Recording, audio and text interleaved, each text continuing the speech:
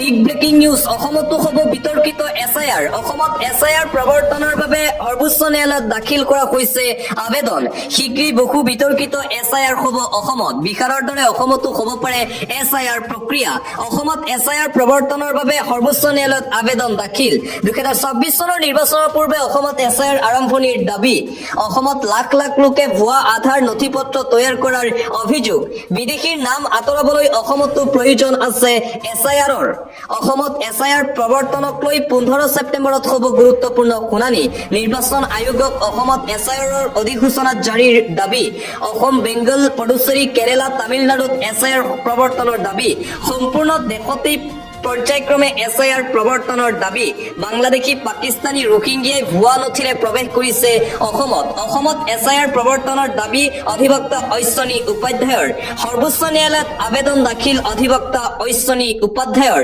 26 চনৰ বিধানসভা নিৰ্বাচনৰ পূৰ্বে অসমতো হ'ব বিতৰ্কিত এছআইআৰ অন্য এটা খবৰ ডকাইতিক গুণ্ডামিত নামিছে নেকি এতিয়া অসম আৰক্ষীয়ে বিস্ফোৰক অভিযোগ তুলিছে অসম আৰক্ষীৰ বিৰুদ্ধে ডকাইতিক গুণ্ডামিত নামি পৰিছে নেকি এতিয়া অসম আৰক্ষীৰ একাংশ বিষয়া কেৱল খাটি খোৱা লোকৰ ওপৰত আৰক্ষীৰ বৰ্মৰতা নেকি পুনৰবাৰ সেই প্ৰশ্ন উত্থাপন হৈছে তেজপুৰৰ দুটাকৈ ঘটনাৰ পিছতেই উত্থাপিত হৈছে এনেসমূহ প্ৰশ্ন চাহ ব্যৱসায়ী মুক্তাৰ হুছেইনক তেজপুৰ আৰক্ষীয়ে মাৰপিটৰ অভিযোগ উত্থাপন কৰা হৈছে মুক্তাৰ হুছেইনক মাৰপিট কৰি লণ্ডভণ্ড কৰি দিলে দুখীয়া মুক্তাৰ হুছেইনৰ চাহৰ দোকান মুক্তাৰৰ পিতৃৰ পৰা ধন কাঢ়ি লৈ যোৱাৰ অভিযোগ উত্থাপন কৰিছে অসম আৰক্ষীৰ বিৰুদ্ধে আনহাতে আছু নেতাকো প্ৰহাৰৰ অভিযোগ বৰঘাট আৰক্ষীৰ বিৰুদ্ধে কৰণ গুপ্তা নামৰ ছাত্ৰ নেতাজনৰ পৰা 9,500 টকা কাঢ়ি নিয়াৰো অভিযোগ উত্থাপন কৰিছে ঘটনা সন্দৰ্ভত ভুক্তভোগীয়ে দাখিল কৰিছে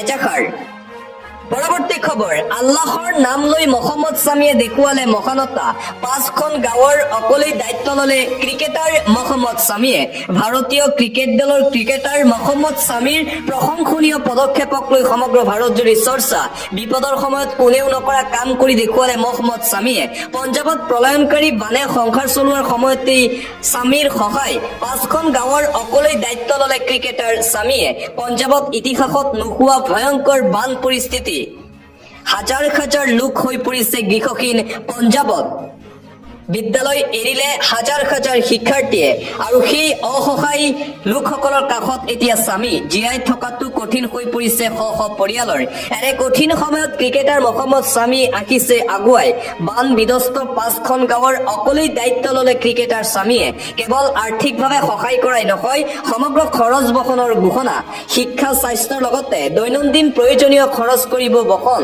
ছামীয়ে ক'লে আল্লাহে মোৰ নাম আৰু পৰিচয় দিছে যদি বিপদৰ সময়ত সহায় নকৰো এই খ্যাতিৰ কোনো অৰ্থ নাই বিপদৰ সময়ত কোনেও নকৰা কাম কৰি দেখুৱালে ভাৰতীয় ক্ৰিকেট দলৰ ক্ৰিকেটাৰ মহম্মদ ছামীয়ে দিবলৈছো আন্তঃৰাষ্ট্ৰীয় পৰ্যায়ৰ এটা ব্ৰেকিং নিউজ ইজৰাইলৰ ৰাজধানীত পেলেষ্টাইনৰ সন্ত্ৰাসবাদীৰ আক্ৰমণ একশ্যন মোডত নেতানিয়াহু ইজৰাইলৰ ৰাজধানীত সন্ত্ৰাসবাদীৰ আক্ৰমণৰ ঘটনা সন্ত্ৰাসবাদীৰ আক্ৰমণত নিহত ইজৰাইলৰ 5 গৰাকীকৈ নাগৰিক 11 গৰাকীৰো অধিক লোক আহত সন্ত্ৰাসবাদীৰ আক্ৰমণত ৰাজধানী জেৰুজালেমৰ এটা বাছ আস্থানত আক্ৰমণ সন্ত্ৰাসবাদীৰ আক্ৰমণৰ পাছতেই একশ্যন মোডত এতিয়া নেতানিয়াহু পেলেষ্টাইনৰ ৱেষ্ট বেংকৰ পৰা অহা আততায়ীয়ে আক্ৰমণৰ সন্দেহ ঘটনাৰ পাছতেই পুনৰ এখন নতুন যুদ্ধৰ আৰম্ভণিৰ সম্ভাৱনা একশ্যন ল'বলৈ বৈঠকত বহিল ইজৰাইলৰ প্ৰধানমন্ত্ৰী বেঞ্জামিন নেতানিয়াহু ইজৰাইলৰ ৰাজধানীত এইবাৰ সন্ত্ৰাসবাদীৰ এই ভয়ংকৰ আক্ৰমণৰ ঘটনা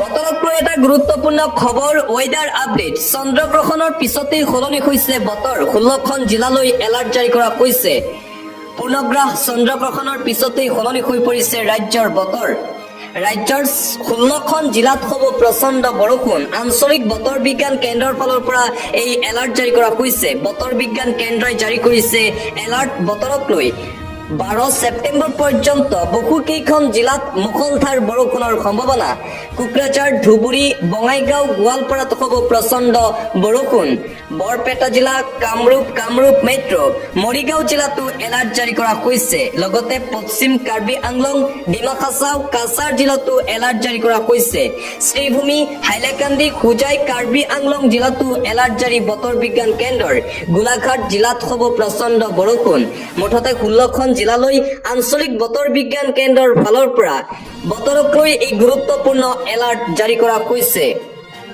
দিবলৈছো এটা ব্ৰেকিং নিউজ। পুনৰবাৰ অসম আৰক্ষীৰ জালত অনুপ্ৰৱেশকাৰী আৰু অসম আৰক্ষীয়ে অনুপ্ৰৱেশকাৰী কেইটাক পুছবেক কৰিছে।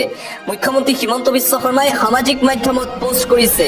অনুপ্ৰৱেশকাৰীৰ পুছবেক অৰ্থাৎ উভতাই পঠোৱা সম্পৰ্কীয় আগৰ পোষ্টসমূহত আপোনালোকে আগবঢ়োৱা মন্তব্যসমূহ পঢ়িছো। নিশ্চিত থাকক এই অনুপ্ৰৱেশকাৰীসকল যাতে অসমলৈ পুনৰ ঘূৰি নাহে, তাৰ বাবে আমি বিধিগতভাৱে সকলো ব্যৱস্থা কৰি আছো। কালি নিশাও 18 জন অনুপ্ৰৱেশকাৰীক নিজ দেশলৈ উভতাই পঠোৱা হৈছিল আৰু পুনৰবাৰ অসম আৰক্ষীৰ জালত পৰিছে বাংলাদেশী অনুপ্ৰৱেশকাৰী। মুখ্যমন্ত্ৰী হিমন্ত বিশ্ব শৰ্মাই ফেচবুকত পোষ্টৰ জৰিয়তে এই কথা সদৰি কৰিছে। অন্য এটা খবৰ, ৰাজ্যৰ লাখ লাখ মহিলালৈ পুনৰবাৰ ডাঙৰ ঘোষণা কৰিছে মুখ্যমন্ত্ৰী হিমন্ত বিশ্ব শৰ্মাই। কোনো মহিলাৰে কৰ্তন নকৈ অৰুণোদয় তালিকাৰ পৰা নাম, চিৰদিন ধন প্ৰদানৰ বৃহৎ ঘোষণা কৰিছে ৰাজ্যৰ মুখ্যমন্ত্ৰী ডক্টৰ হিমন্ত বিশ্ব শৰ্মাই। ৰাজ্যৰ লাখ লাখ মহিলালৈ এই ভাল খবৰ জাৰি কৰিছে হিমন্ত বিশ্ব শৰ্মাই। অৰুণোদয়ৰ তালিকাৰ পৰা নাম কৰ্তন হোৱা হাজাৰ হাজাৰ মহিলাৰ বাবে এটা ব্ৰেকিং নিউজ। নাম কৰ্তন হোৱা প্ৰতিগৰাকী মহিলাই পাব টকা। কোনো মহিলাৰে কৰ্তন নকৈ নাম অৰুণোদয় আঁচনিৰ পৰা সকলোৱে পূৰ্বৰ দৰে লাভ কৰিব অৰুণোদয় আঁচনিৰ ধন। ঘৰতে বহি এতিয়াৰে পৰা নতুনকৈ কৰিব পাৰিব আবেদন অৰুণোদয়ৰ বাবে। অৰুণোদয়ত নাম কৰ্তন নকয় বুলি ঘোষণা কৰিছে মুখ্যমন্ত্ৰীয়ে। কোনো মহিলা যাব নালাগে ডিচি অফিচলৈ, ঘৰতে বহি মহিলাসকলে লাভ কৰিব অৰুণোদয় আঁচনিৰ ধন। অৰুণোদয় আঁচনিক লৈ মহিলাসকলৰ বাবে এই ভাল খবৰ জাৰি কৰিছে মুখ্যমন্ত্ৰী হিমন্ত বিশ্ব শৰ্মাই। পৰৱৰ্তী খবৰ, ৰাজ্যৰ আৰক্ষী প্ৰশাসনৰ বৃহৎ ৰদবদল। দুৰ্গা পূজাৰ প্ৰাকখনত ৰাজ্যৰ 239 গৰাকী আৰক্ষী বিষয়াৰ বদলি। 3 বছৰৰ অধিক সময় এটা স্থানতে থকা আৰক্ষী বিষয়াক বদলি আৰক্ষী বিভাগৰ। উপ পৰিদৰ্শক পৰ্যায়ৰ বিষয়াক বদলি কৰিছে আৰক্ষী প্ৰশাসনে। দুৰ্গা পূজাৰ পূৰ্বে আৰক্ষী বিভাগত এই বৃহৎ বদলিকৰণ দেখিবলৈ পোৱা গৈছে। এটা ব্ৰেকিং নিউজ, সাৱধান বেদখলকাৰী, বন্ধ নকয় উচ্ছেদ অভিযান। 126টা সমষ্টিত চলিব বৃহৎ উচ্ছেদ অভিযান। ৰাজ্যত কোনো কাৰণতেই স্তব্ধ নকয় উচ্ছেদক লৈ পুনৰ মুখ্যমন্ত্ৰী হিমন্ত বিশ্ব শৰ্মাৰ নতুন ঘোষণা। এডোখৰ মাটিও অচিনাকি লোকৰ হাতত নাথাকে। যেতিয়ালৈকে মুখ্যমন্ত্ৰী হিমন্ত বিশ্ব শৰ্মা আছে তেতিয়ালৈকে উচ্ছেদ অভিযান চলি থাকিব। শত্ৰুপক্ষক কোনো খবৰ দিয়া নহয়। 126টা সমষ্টিতেই চলিব বৃহৎ উচ্ছেদ অভিযান। সমষ্টিয়ে বেদখলকাৰীৰ তালিকা প্ৰস্তুত কৰিছে ৰাজ্য চৰকাৰে। উচ্ছেদ চলাবলৈ সাজু কৰিছে বিশাল আৰক্ষী বাহিনী, বলডজাৰ। ৰাজ্যজুৰি চলিব প্ৰশাসনৰ বলডজাৰ। কোনো এজন বেদখলকাৰী সাৰি যাব নোৱাৰে।